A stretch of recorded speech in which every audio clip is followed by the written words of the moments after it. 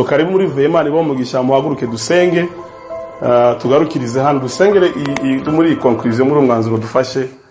Imana iduye gupfa kuri uyu mubiri, umwuka warayobora ubuzima bwawe.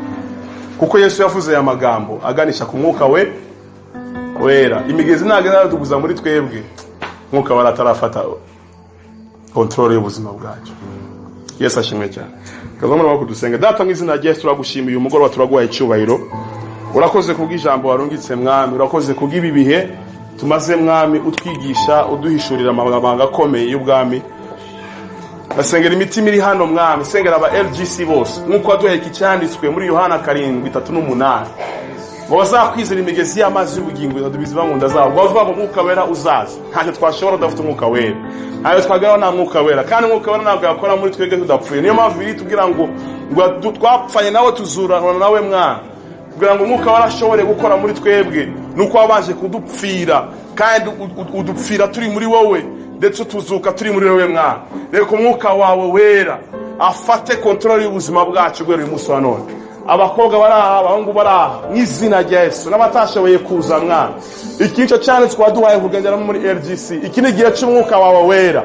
Reka umwuka wera ahaze ategere ku mwuka wera aze ayobora ubuzima bwacu aganze imibiri yacu nikatuganza, inda zacu nizikatuganza, amaguru yacu nakatuganza, abakacu amaso yacu bite Imana ubuzima ingingo zacu zose mwa nisure kandi kutuganza. Ahubwo umwuka wawe wera abari wategeka abari wayobora mwa undatura ku buzima bwa buri muntu wese hano uyu mugoroba. Umubiri we uzosubira kandi kumuganza mu izina rya Yesu Kristo. Iyi ni season shasha ku buzima bwawe. Ugiye kwinjira mu bihe umwuka w'Imana agiye kuyobora ubuzima bwawe. Amaso yawe agiye kubona ibyo utabonaga, amatwi yawe agiye kumva ibyo twumvaga, amaboko yawe agiye gutangira gukoresha ibyo utakoreshwaga, amaguru yawe agiye gutangira kugenda aho utagendaga mu izina rya Yesu Kristo. Ubuzima bwawe burahindutse bwo uyu munsi wa none kubera ko muri wari mu buzima bugiye kudubiza. Kuko Imana yagutoranije kuva kera kugira ngo ishushanyo y'ishusho y'umwana wa Yesu Kristo, kugira ngo wamaze ishimwe giye guhamagaye, kugira ngo bakubona bakuboneho Imana. Kandi iki ni gihe cyo kuwinduka ubutumwa aho unyuze hose, abantu bakuboneho imbaraga z'Imana, abantu bakurukireho mu izina rya Yesu, abantu bagubwe neza ku bwawe, abandi bakubona bagushingira intahe. Yobu yaravuze ngo amaso azambona wazambera umuhamya kandi ugutwi kuzanyumva kuzanye tubuhiriwe. Iki ni gihe cyawe mu izina rya Yesu. Watubwiye mwami bikuriza bibiri, kutamenya igihe twagenderewe ndetse no kutagira kwizera. Mwami ibi bintu wavuganye natwe hano, imitima yacu irabyizeye mwami kandi bizasora ku buzima bwacu. Kandi iyatureho uyu mwanya icyo gihe cyawe cyo kugendererwa. Ntabwo uzagendererwa muri 2020, no, waragenderewe 2019. Imana yabaje ibintu bikomeye. 2020 ni pratique, ari bigutegereje hakujya, hari byinshi ugiye gusora muri wowe. Iyo biri vango tuzatudubiza imigezi itembe, ni pratique.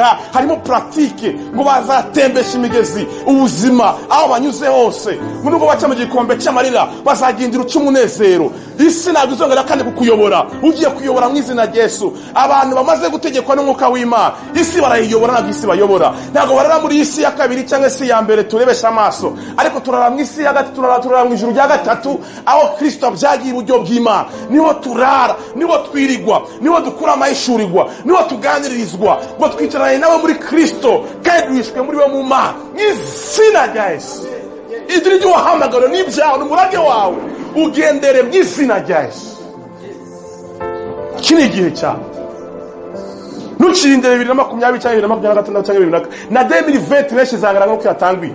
Hari n'ibitazahinduka mu buzima bw'abana bamwe kubera iki? Nta kintu gishasha umwaka ukuzanira. Ni wowe winjira muri uwo mwaka udutubiza ubuzima. Ariko abantu babindira umwaka uraje, umwaka n'uwanjye, umwaka n'wawe gute? Umwaka ni wa wundi nyine, ni imibare gusa yahindutse, ariko ibitekerezo byahindutse. Uwo mwaka nawe urahinduka bakubyarira umusaruro. Mwana turaguhaye icyubahiro. Turagushimiye mwami kubw'imishimiye mwami. Turagushimiye mwami. Turagushimiye ko muri ve tuzakubona. Turagushimiye mwuka wera ko ari wo uzayobora gahunda zose, uzakora mu buzima bwacu, uzakora ku mitima y'abantu mwami. Kandi bazaza urabazi mwami. Ntabwo dukangwa n'umubare, ntabwo dukangwa n'ubwinshi bw'abantu, dukangwa n'imitima iteguye mwami gukorana nawe. Turagukomeye amashyi mu izina ryawe Yesu Kristo. Amen, amen. Yesu mu gishesa bahezegere. Bashoje. Anje muri